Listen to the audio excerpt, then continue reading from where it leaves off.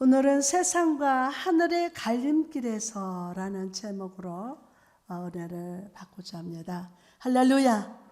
여러분 한 주간 동안 편안하셨습니까? 목자 되신 우리 주님께서 우리를 안위해 주시고 지켜주심으로 이렇게 다시 함께 모여 예배하게 된 줄 믿습니다. 우리의 건강을 붙드시고 찬양과 경배를 드리면서 말씀을 드리게 하신 하나님께 감사를 드리며 깨닫게 하시는 성령께서 오늘 종의 입술로 선포되는 말씀의 능력이 되고 불이 되게 하셔서 변화되고 부흥되는 역사가 일어날 줄 믿습니다. 로버트 프로스트의 시 제목이 가보지 않는 길을 아십니까? 그 시는 이렇게 시작됩니다. 노란 숲속의 길이 두 갈래로 나 있습니다. 나는 두 길을 다 가지 못하는 것을 안타깝게 생각하면서 오랫동안 서서 한 길이 굽어 꺾여 내려간 데까지 바라볼 수 있는 데까지 멀리 바라다 보았습니다. 그리고 똑같이 아름다운 다른 길을 택했습니다. 그 길에는 풀이 더 있고 사람이 걸은 자취가 없어서 아마 더 걸어야 될 길이라고 나는 생각했던 거지요. 여러분 시인의 고백처럼 인생길을 걷다 보면 때때로 이런 두 갈래 길을 만나게 됩니다. 어떤 길이 나에게 좋은 길인가 생각하면서 그 길의 먼 곳까지 바라보지만 우리 눈으로 보는 데는 한계가 있습니다. 그래서 우리는 이왕이면 내 눈에 보기 좋은 길, 아름다운 길을 걸어가려고 합니다. 특히 삶의 위기와 고난이 찾아왔을 때 우리는 두 개의 갈림길에서 이왕이면 편안한 길을 가려고 하는 경향이 있습니다. 이런 모습은 오늘 본문 속의 이삭을 통해서도 살펴볼 수가 있습니다. 믿음의 조상 아브라함의 아들 하나님의 복을 받은 이삭의 발 앞에 두 개의 갈림길이 딱 나타났습니다. 이 갈림길 앞에서 그는 과연 어느 방향으로 나갔을까요? 본문 1절에 보니까 아브라함 때에 첫 흉년이 들었더니 그 땅에 또 흉년이 들매 이삭이 그랄로 가서 블레셋 왕 아비멜렉에게 이르렀더니 1절은 아브라함 때 흉년이 들었더니 이삭이 살던 때에도 또 흉년이 들었다고 말씀합니다.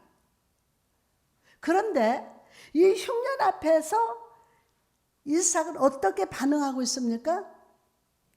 믿음의 조상 아브라함의 아들입니다. 누가요? 이삭이. 그렇다면 이 흉년 앞에서 하나님께 도움을 구하는 기도를 드리는 모습이 보여야 하는데 그는 흉년이 찾아오자 그 즉시 블레셋 왕 누구에게?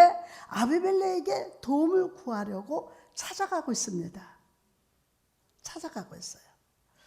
인간적인 눈으로 보면 흉년이 위기처럼 보입니다.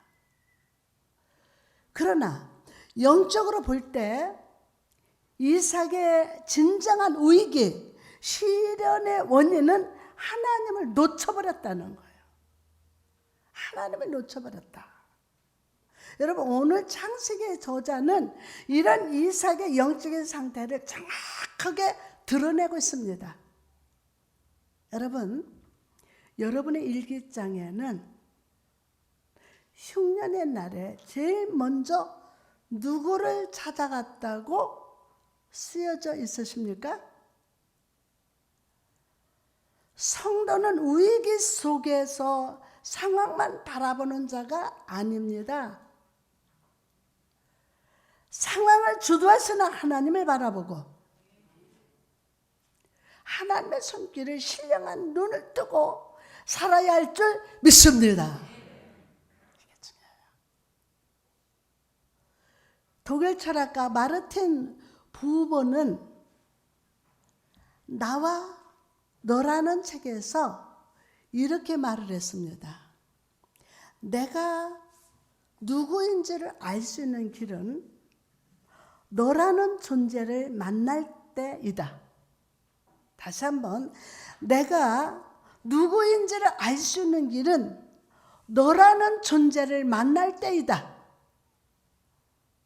부모는 사람들은 나와 너의 관계를 나와 그것의 관계로 바꾸기 때문에 자기 자신을 알 수 없다고 합니다.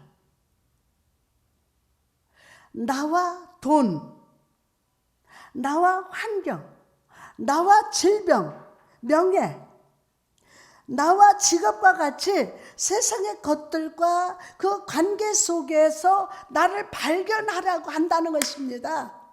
거기에서. 그러나 여러분, 내가 누구이고 어떤 존재인지 알기 위해서는 영혼아 너가 되시는 하나님 앞에서 그분을 만날 때 발견됨을 아십니까? 하나님을 만날 때 모세는 자신이 떨기나무 같은 연약한 존재라는 것을 깨달았어요. 그러나 떨기나무에 붙은 불처럼 연약하지만 하나님이 함께 하시면 능력의 삶을 살 수 있음을 깨달았어요. 여러분, 오늘 하나님을 만납시다. 여러분의 삶의 실상이 발견될 거예요. 나 자신을 발견하고 나를 발견해야 나의 고백이 되고 나의 고백이 있어야 인생에 승리할 수 있는 거예요. 하나님을 만나야 여러분의 삶의 실상이 발견되는 거예요. 하나님을 만나야.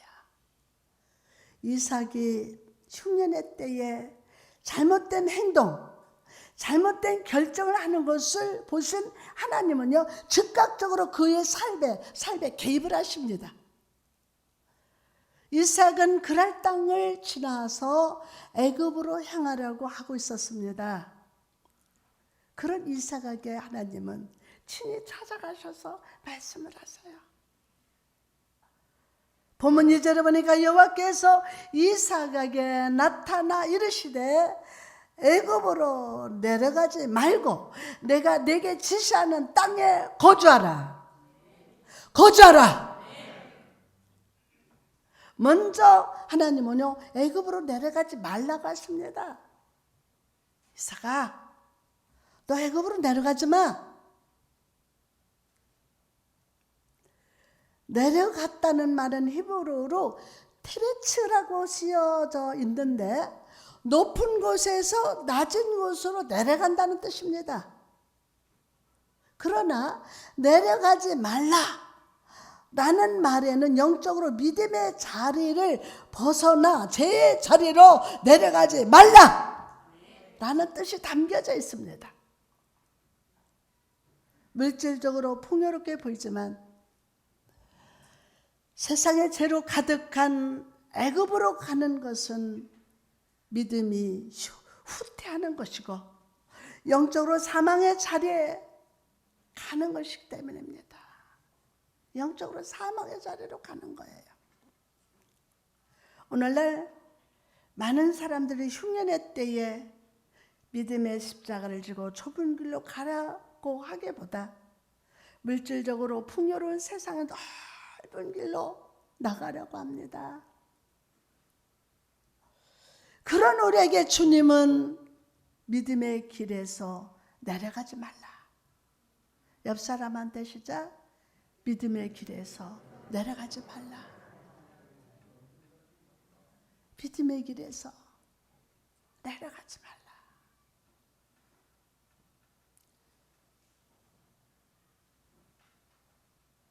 이거는 충고하고 있는 거예요.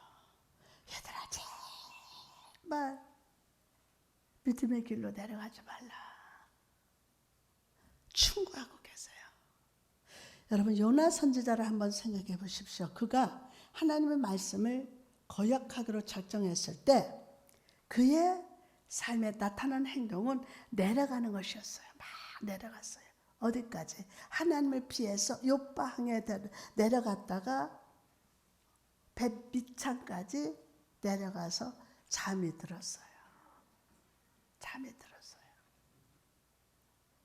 그 내려감의 결과로 바다에 던져지고 물고기 뱃속에 들어가게 되었습니다. 즉 요나가 하나님 말씀에 불순종하고 자기의 뜻대로 하기로 결정한 그 순간부터 그는 영적으로 계속 내려가는 깊고 깊은 바다로 내려가게 되었다는 겁니다. 그래서 물속에 뱃속까지 들어가게 됐어요. 여러분, 하나님의 말씀을 떠나서 그 뜻을 거부하고 자기의 뜻대로 살아가는 자의 삶은 이처럼 계속 내려갈 수밖에 없습니다. 고래 뱃속에서 요나는 철저히 회개합니다. 그리고 하나님을 묵상하면서 이렇게 고백을 합니다. 이렇게 고백해요. 요나서 2장 6절에 보니까 나의 하나님 여호와여 주께서 내 생명을 구덩이에서 건지셨나이다. 구덩이에서 건지셨나이다. 여러분, 여기서 건지셨나이다 라는 단어로 주목해 봅시다. 요나는 계속 내려가는 삶을 살다가 고난을 만났어요. 그런 요나를 향해서 하나님이 하신 일은 건지시는 것이었어요. 건지시는 거예요. 그 구덩이에서 건지시는 거. 겉으로 볼 때 요나가 당한 상황은 고난이었습니다. 하나님의 임재 앞에서 버림받은 것처럼 보였습니다. 그러나 요나는 그 고난 속에서 계속해서 내려가는 삶을 살았던 자기 자신을 다시 건져주시고 원래의 자리로 올려주시는 하나님을 경험합니다. 때때로 하나님은 우리가 죄의 길로 걷고 불순종하며 잘못된 삶을 살아갈 때 징계하십니다. 징계하세요. 그러나 하나님의 마음은 징계가 아니라 건져주시기를 원하세요. 건져주시기를 원하세요. 계속해서 내려가던 삶을 살던 나의 손을 붙드시사 다시 원래의 자리로 올려주시기를 사망의 수월에서 구원하기 원하시는 아버지가 되심을 믿으시기 바랍니다. 계속해서 내려가던 이삭, 그럼 이제 어떻게 해야 합니까? 내게 지시하는 땅에 거주하라. 하나님은 그분이 지시하신 땅, 즉 하나님 아버지 아브라함 때부터 머물라고 지시하신 가나안 땅에 거주하러 가십니다. 거주하라 라는 말에는 떠나지 말고 계속 그 땅에 머물라는 뜻입니다. 떠나지 마라. 왜 하나님은 그 땅에 계속 머무르라고 하실까요? 왜? 그곳은 이삭의 눈에는 흉년의 땅이었지만 하나님의 은혜가 머무르는 곳이기 때문입니다. 하나님의 은혜가 머무르는 곳이기 때문에. 여러분, 아무리 내 삶의 환경이 힘들고 어렵다 할지라도 우리는 하나님의 그 은혜를 떠나서는 안 돼요. 하나님의 은혜를 떠나지 맙시다. 본문 3절 보니까 이 땅에 거류하면 내가 너와 함께 있어 내게 뭐를 주고 복을 주고 내가 이 모든 땅을 너와 내 자손에게 주리라. 내가 내 아버지 아브라함에게 맹세한 것을 이루어. 우리 성경에는 만약에 너가 이 땅에 살면 이라는 조건처럼 번역되었지만 이 원어 성경에는 명령형으로 쓰여져 있어요. 명령으로. 이 땅에 거하라. 아주 강하게 명령하십니다. 어떻게 해라? 이 땅에 거하라. 명령하십니다. 흉년이 왔다고 너가 떠날 수 있는 땅이 아니다. 내가 머물라고 명령한다면 너는 머물러야 한다. 라는 뜻입니다. 하나님은 이삭의 아버지 아브라함과 하신 맹세를 기억하셨어요. 가나안 땅을 전부 기업으로 주시는 것. 하늘의 별처럼, 뭐처럼? 하늘의 별처럼, 바닷가의 모래처럼 수많은 후손을 허락해 주시는 것, 그리고 아브라함의 후손을 오실 예수 그리스도를 통해서 천하 만민의 복을 받는다. 그런데 4절 말씀 보니까 이 약속을 다시 말씀하시면서 모두 완료형 시제를 사용하고 있습니다. 아직 가나안 땅 전체는 이삭의 것이 아니었습니다. 그의 자손이 하늘의 별처럼 많이 있지도 않았습니다. 예수 그리스도는 아직 수천 년 뒤에 요셉과 마리아를 통해서 오신 것입니다. 그러나 중요한 것은 하나님의 계획 속에서, 하나님의 마음 속에서, 하나님의 섭리 속에서 이 모든 일이 완성되었다 라는 것입니다. 아브라함과 이삭의 흉년 속에 찾아가셔서 완성된 미래를 선포하신 하나님께서는 오늘 또 하나님의 자녀로 부름받은 여러분을 위해서 복된 계획, 완성된 계획을 준비하고 계십니다. 그리고 그것은 우리에게 찾아온 흉년과는 상관없이 코로나19와는 관계없이 반드시 성취되고 완성될 것임을 믿으시면 아멘. 할렐루야. 그러면 2004년 프랑스가 협회에서 올해의 가장 멋진 그림의 수상자로 프란시스 모도론이라는 사람을 선정했습니다. 그의 그림은 구성과 예술성이 매우 뛰어났다는 평가를 받았기 때문에 그의 수상은 당연하다고 생각했습니다. 시상식이 열리는 날 수많은 사람들이 모였습니다.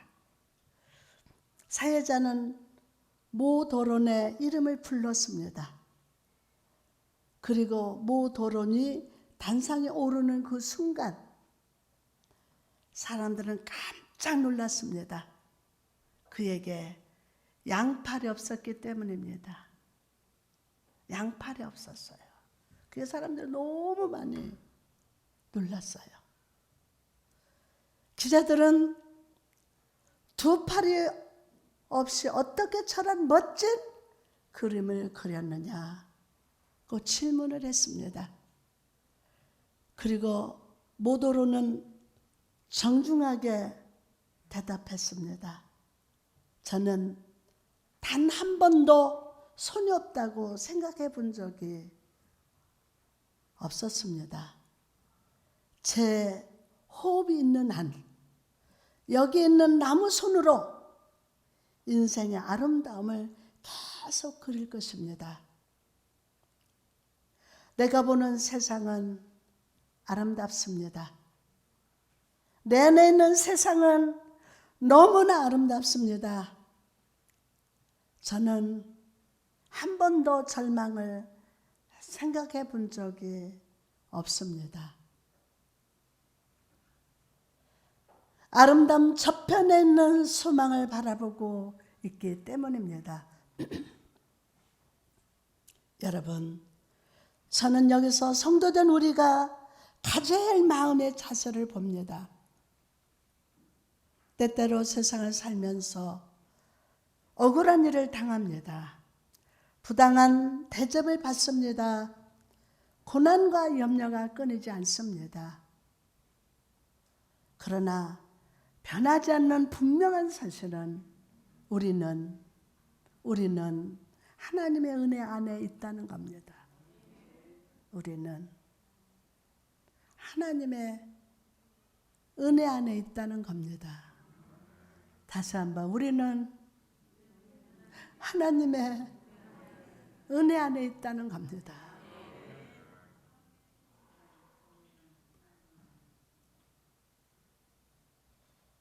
눈물과 염려와 낙심이 가득한 우리 현실, 저편에 하나님의 준비하신 복이 있고 은혜가 있기 때문에 오늘 우리는 소망을 품고 기뻐할 수 있습니다. 영국 신학자 찰스 헬러드 다드는 과거로부터 현재를 생각하는 것은 철학입니다. 그러나 미래로부터 현재를 생각하는 것은 믿음입니다. 라고 말을 했습니다. 오늘 여러분의 생각을 현재가 아니라 미래에 두고 현재를 살아가십시오. 아멘. 오늘 내가 있는 이곳에 하나님의 은혜가 있습니다. 하나님의 은혜가 있어요. 은혜가 있으므로 오늘 내가 사는 현실은 아름답습니다.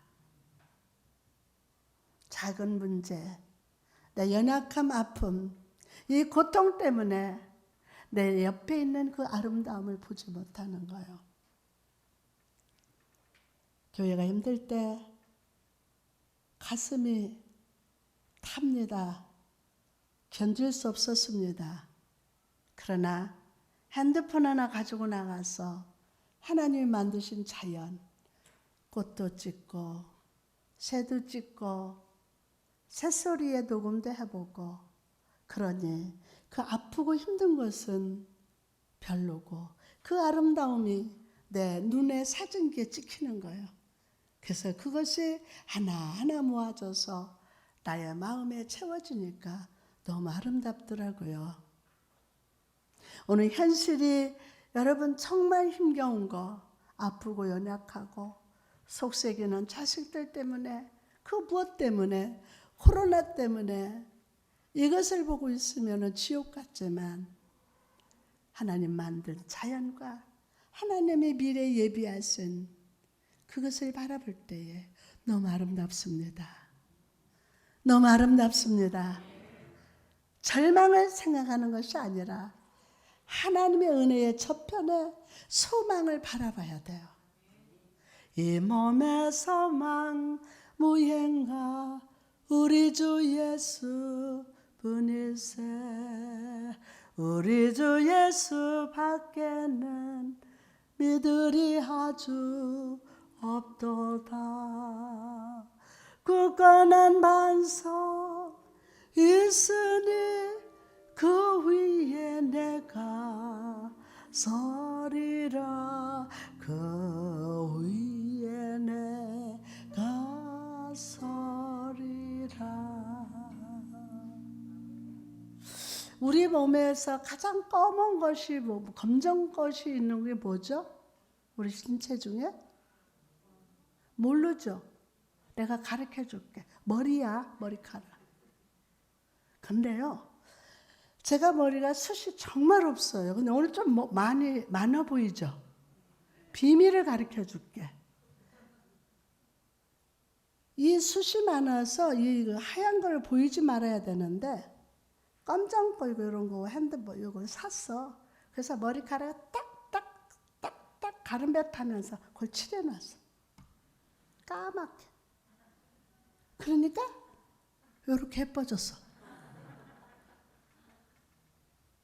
여러분 인생에 여러분 캄캄한 방 같지만 거기에 하나님이 더 아무것도 안 보이도록 색칠하는 것 같지만 그것이 아름다울 때가 있어요. 왜? 미래에 소망을 두니까. 이게 별거 아니야. 에? 여러분의 호흡이 있는 날 동안 그 삶의 자리에서 하나님의 은혜를 고백하고 믿음으로 살아갑시다.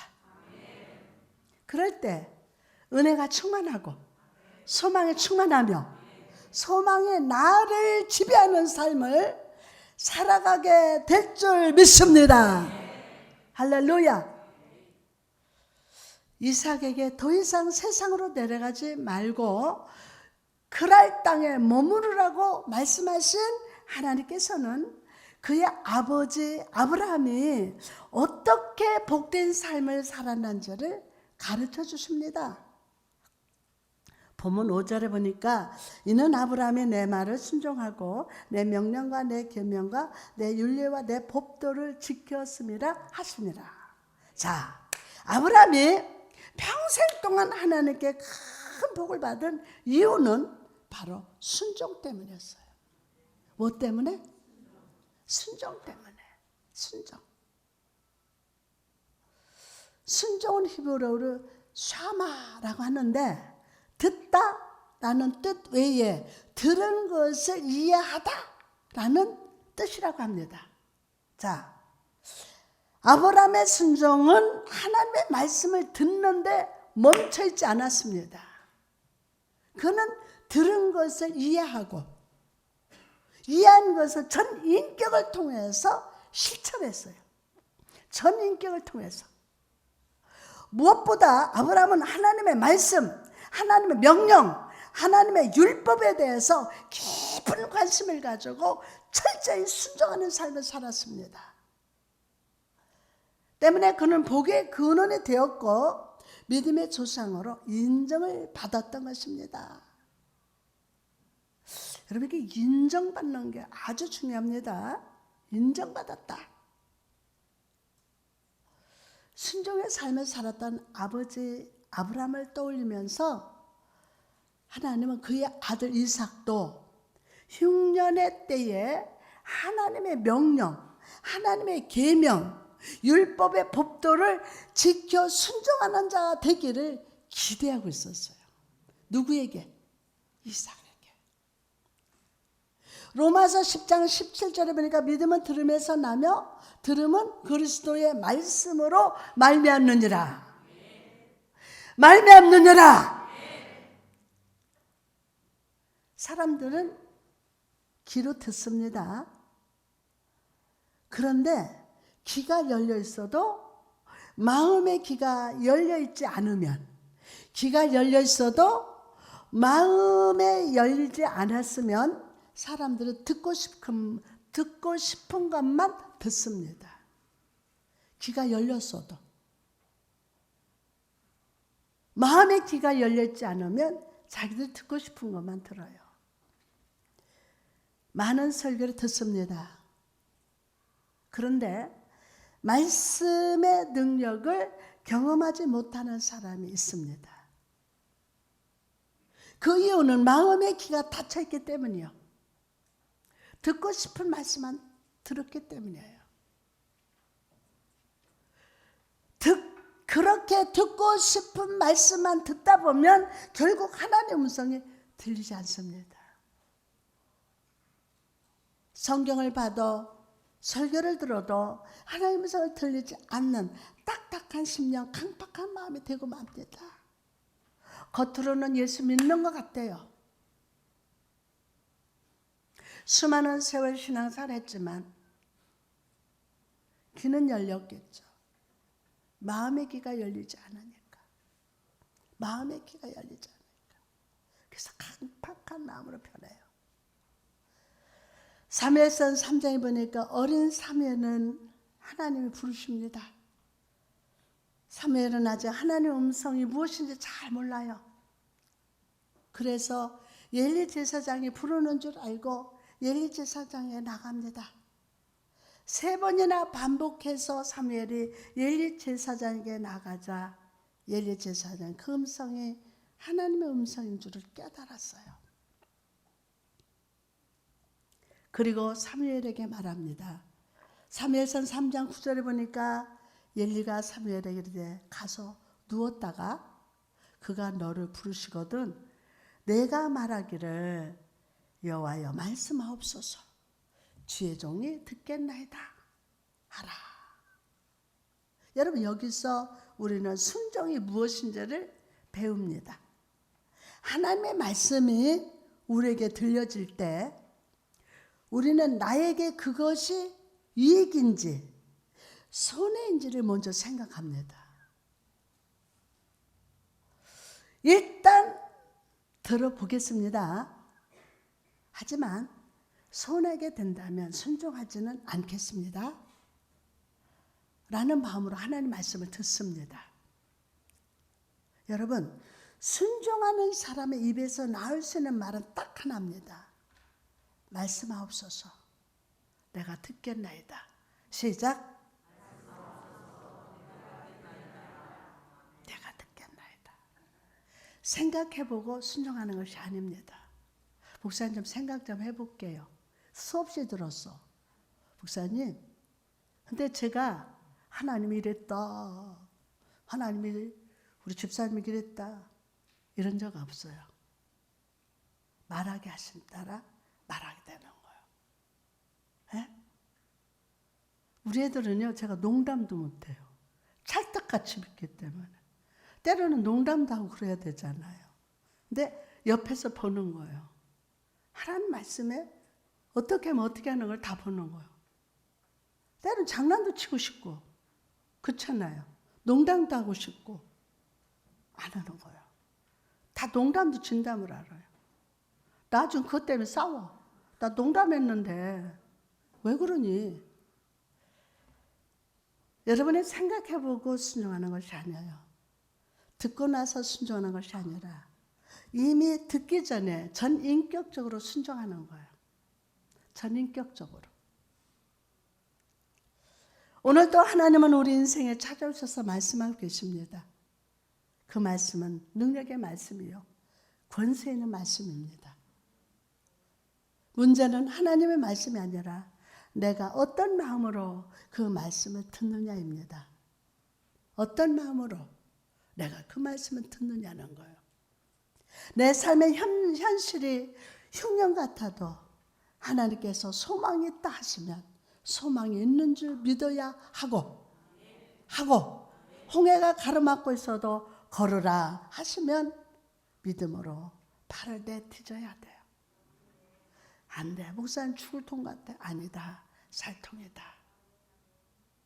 하나님의 자녀들에게 현실은 어둡고 죽을 통 같지만 하나님은 여러분 죽이고자 하시는 뜻은 없습니다. 하나님 자식들인데 하나님 그냥 내버려 두시겠습니까? 반드시 구원하십니다. 그래서 홍해가 가로막고 있어도 걸으라 하시면 믿음으로 발을 내딛어야 돼요. 홍해의 기적에 대한 이런 전설이 있다고 합니다. 하나님께서 홍해 앞에 있는 모세에게 지팡이를 들어 홍해를 치고 건너가라라고 하셨습니다. 그래서 모세가 온 이스라엘 백성들 보는 앞에서 지팡이를 홍해를 내려쳤습니다. 그러나 홍해는 꼼짝도 하지 않았습니다. 그때 옆에 있던 여호수아가 말합니다. 모세여, 치고 건너가라 하셨는데 왜 서 계십니까? 치고 건너가라고 그러는데 왜 그냥 서 계십니까? 그리고 모세가 홍해에 풍덩 빠져들어가자 홍해가 즉시 갈라졌다고 합니다. 여러분, 순종이 무엇입니까? 하나님의 말씀을 마음으로 듣는 거예요. 생각해보고 순종하는 것이 아니라 순종하기로 작정하는 것입니다. 수없이 말씀을 전해도 집에만 가면 변해. 그 순종이 뭐로? 아니야. 내 생각으로 변하는 거예요. 귀로만 듣는 것이 아니라 하나님 말씀에 내 인생을 던져놓는 것이 순종임을 믿으시기 바랍니다. 아무 생각 없이 일회용으로 떡 던지는 거 아니에요. 여러분, 우리는 이삭이 만난 흉년처럼 어려운 시대를 살아가고 있습니다. 그러나 여전히 우리 현실이 어둡고 답답하다 할지라도 하나님 말씀은 우리에게 선포되고 있습니다. 여러분, 이 말씀을 들으십시오. 순종하기로 작정합시다. 말씀의 삶을 던지십시오. 말씀의 능력과 권능과 기적이 여러분의 삶에 나타나게 됩니다. 이런 하나님 말씀 앞에서 이삭은 어떻게 반응합니까? 오늘 본문 6절에 보니까 이삭이 그랄에 거주하였더니, 환경과 상황을 바라보며 믿음의 삶에서 땅의 삶으로 내려가던 이삭은 그 발걸음을 딱 멈췄습니다. 그리고 하나님의 명령에 떨어지자마자 주저없이 하나님의 머무르라 명령하신 그 땅에 머물렀어요. 아버지 아브람처럼 하나님 명령을 듣고 들은 것을 이해하고 삶으로 순종했던 것입니다. 그럼 다시 믿음을 회복하고 하나님께 순종으로 응답한 이삭에게 하나님은 어떻게 역사하셨습니까? 본문 12절에 보니까 이삭이 그 땅에서 농사하여 그 해에 100배나 얻고 여호와께서 복을 주심으로, 이삭은 농사에 익숙한 사람이 아니었습니다. 양과 염소나 소를 키우는 유목민이었어요. 유목민. 그랄 땅은 블레셋 사람들에게는 익숙한 땅이었지만 이삭은 그 땅의 토지를 잘 알지 못하는 사람이었어요. 농사꾼이 아니었어요. 이삭은 그 땅에서 농사지은 첫 해에 100배 수출 얻었어요. 아무 농사에 대해서 지식이 없는데도. 이것은 다른 사람들보다 100배를 얻었다는 뜻보다는 하나님께서 최대의 수확을 거두게 하셨다. 하나님의 말씀을 온전히 순종한 이삭을 향해서 하나님은 최대의 은혜를 베풀고 계셨던 거예요. 이삭은 가서 내 생각에는 그냥 나타나 들고 가서 끄적끄적 호미 갖고 와서 끄적끄적 이렇게 했을 거야. 그런데 최대의 수확을 아버지께서 거두게 하셨어요. 하나님의 말씀을 온전히 순종한 이삭을 향하여 하나님은 최대의 은혜를 베풀어 주셨습니다. 여러분처럼 하나님이 복 주시고 친히 보호하시고 후원하시는 자의 삶에는 만사 형통이 따릅니다. 그러므로 여러분, 복의 근원은 여호와 하나님 한 분뿐이심을 항상 기억하십시오. 내가 아무리 노력해서 힘써도 하나님의 은혜가 임해야 돼. 하나님 복이 100배로 축복하셔야 돼. 이 세상 것을 불의하지 말고 하나님을 철저히 의지하며 순종하십시오. 이사야 48장 15절에 곧 내가 말하였고 또 내가 그를 부르며 그를 인도하였나니 그 길이 형통하리라. 아멘. 형통하리라. 아멘. 옆 사람한테 형통할지어다.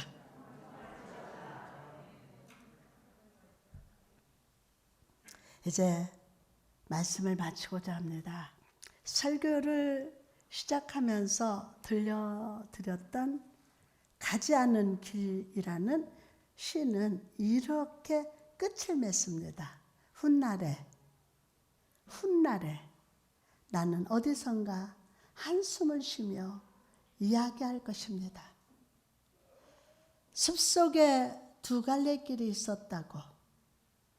나는 사람이 적게 간 길을 택하였다고. 그리고 그것 때문에 모든 것이 달라졌다고. 여러분, 우리도 인생길을 걸으면서 세상길, 하늘의 길이 이 두 개의 갈림길 앞에 서게 됩니다. 그럴 때 이삭처럼 세상으로 내려가지 마십시오. 옆 사람한테 세상으로 내려가지 마십시오.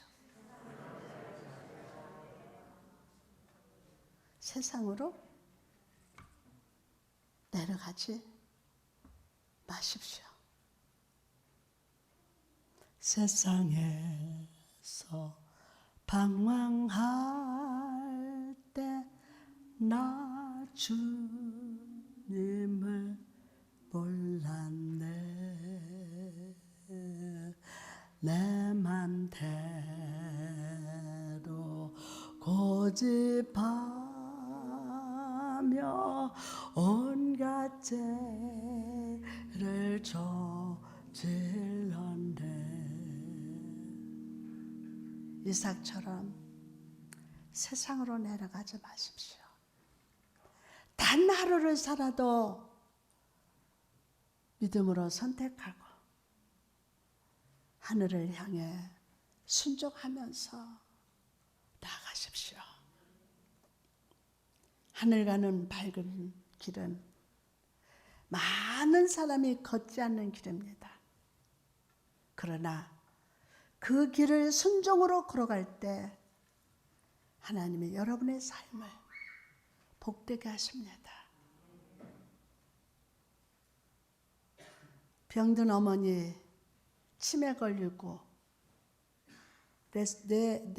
내가 뇌졸중 치매에다 그러니까 꼼짝 못하고 있는데 아들이 우리 엄마 천국 좀 보게 해주세요. 천국 좀 보게 해주세요. 계속 그게 기도 제목이었답니다. 어느 날 아들이 밖에 나갔다 들어오니까 엄마가 화장실에서 갯말을 올리고 있더래요. 화장실에서 소변 보고 엄마 어떻게 된 거야? 깜짝 놀라서 그러니까 내가 천국 갔다 왔어. 그런데 천국 가는 게 어렵더라. 목사님들도 천국 들어오는 게 그렇게 어렵더라. 내가 천국분 얘기를 너한테 해줄게. 네가 전해라. 그랬다는 거예요. 여러분, 천국 가는 길이 낙타가 바늘귀로 들어가는 것보다 더 어렵다 그래요. 근데 여러분이 무슨 죄냐? 내가 잘못했냐? 이게 아니라 여러분 순종하세요. 말씀에 순종하세요. 오늘 순종하면 하나님 역사 일어나요.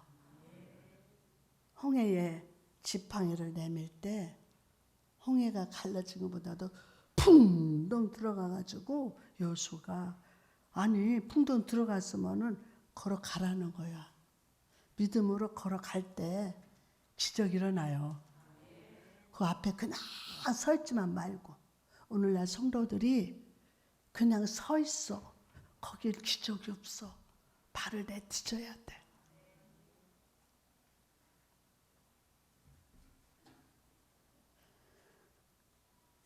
그 길은 순종으로 걸어갈 때 하나님이 여러분의 삶을 이 땅에서도 자 천국에 하늘 가는 밝은 길이 내 앞에 있으니